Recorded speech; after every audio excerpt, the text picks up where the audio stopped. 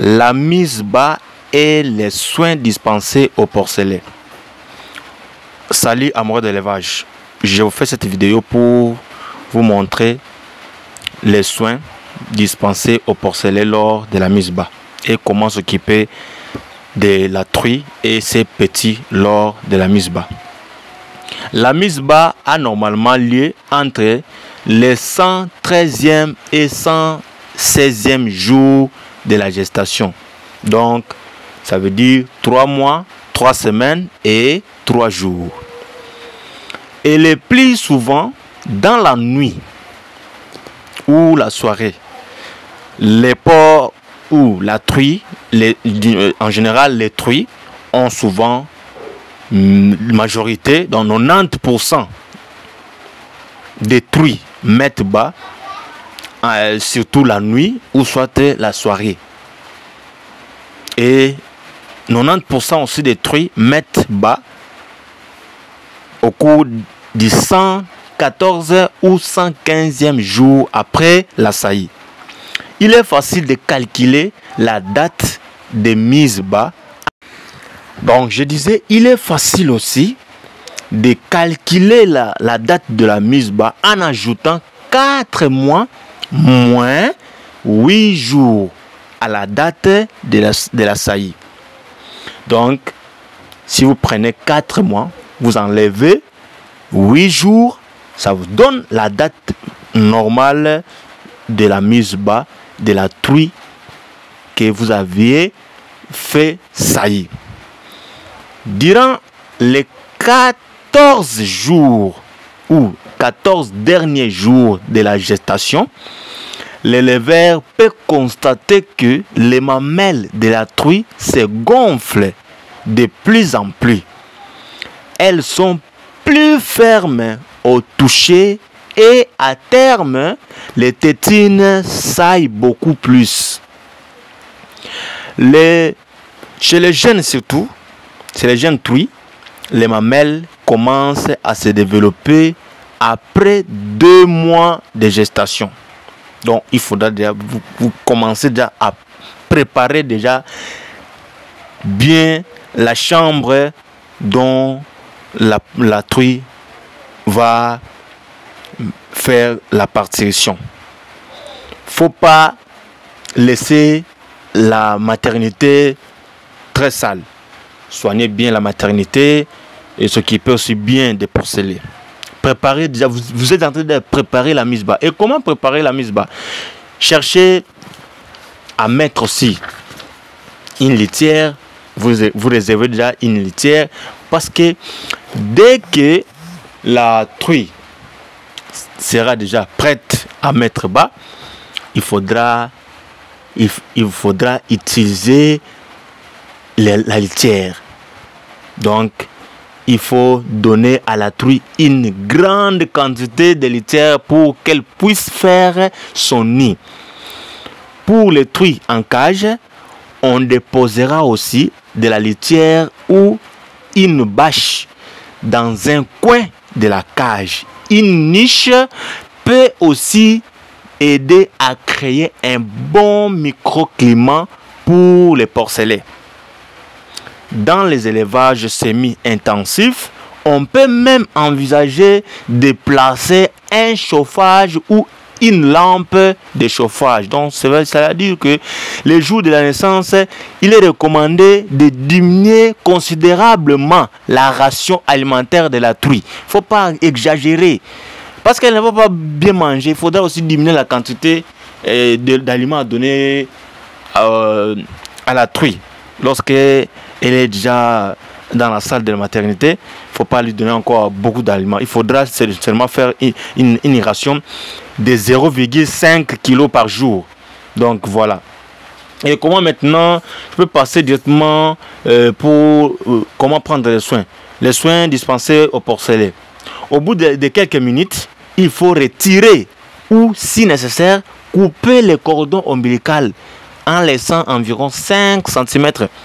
Tout de suite, après la naissance on trempe le nombril et les restes du cordon, toujours attachés au corps du porcelet, dans une solution d'iode pour éviter des inflammations. Il faut bien s'occuper des porcelets à la naissance, sinon elles vont attraper aussi, les porcelets vont attraper la maladie et ça va leur provoquer de la diarrhée. Ils peuvent aussi perdre aussi leur santé et peuvent aussi mourir.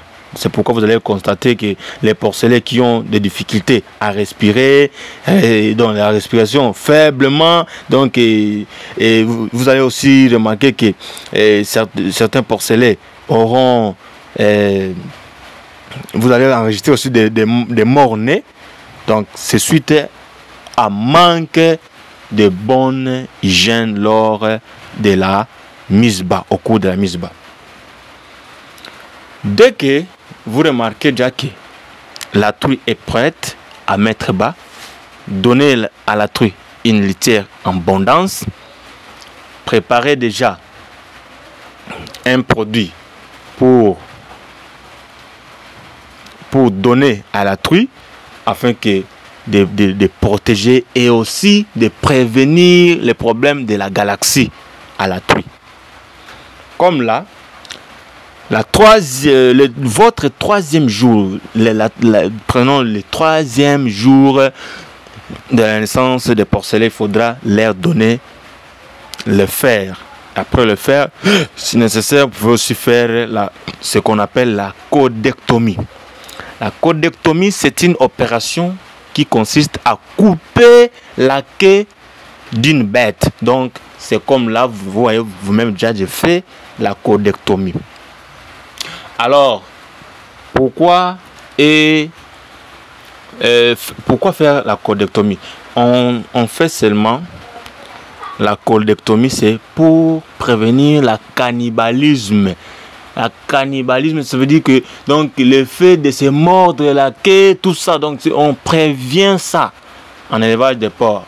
C'est pourquoi on fait ça. Et certaines études nous montrent que couper aussi la queue, faire la codectomie aussi, améliore aussi la croissance des porcelets, voilà. Donc, c'est un peu ça. Et quand vous voyez VT Olivador en train de s'occuper des porcelets, et je vais encore vous dire que il faudra aussi utiliser des très bons verras à la reproduction. Il ne faut pas utiliser n'importe quel verre, parce que certains éleveurs peuvent prendre un verra qui a peut-être 30 kg, mais en saillie à une truie qui a 70 kg. Est-ce que je ne sais pas quelles études qui vous ont montré ça, qui vous ont dit ça? Quel est ce professeur qui vous a dit de prendre prenons une cochette qui a moins de kilos par rapport au verra? Comme là-bas, vous voyez le verra qui fait les croisements.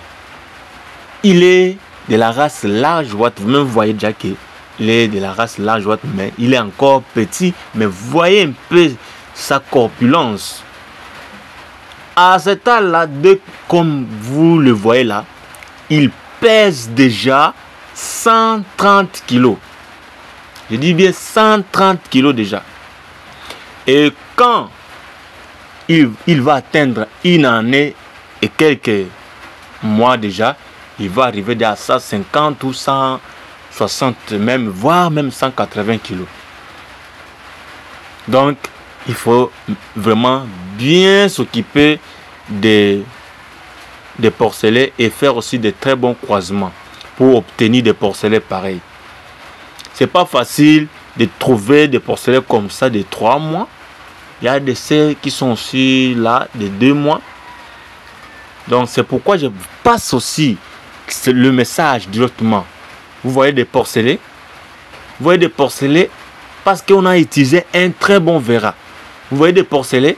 Vous voyez la mère est croisée, hein? Mais le mâle est pur. Mais voyez maintenant le résultat.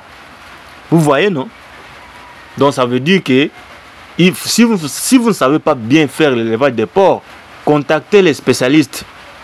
Contactez directement les spécialistes. N'allez pas faire comme ça. Il y a des gens qui pratiquent, qui élèvent, qui ont créé même leur ferme, mais qui n'ont pas de vétérinaire en permanent. Je ne sais pas. Qu'est-ce que vous en pensez et quel est votre projet en fait? Vous n'avez pas un vétérinaire en permanent. Il faut mettre un vétérinaire en permanent. S'il faudra lui payer chaque fin du mois, vous lui payez. S'il faudra lui payer par des séances, vous lui payez, mais il soit toujours en permanent. Donc, j'ai beaucoup su parler. Ceux qui veulent en profiter ou voir, bénéficier encore de nombreux conseils peuvent nous contacter. EVT Olivador.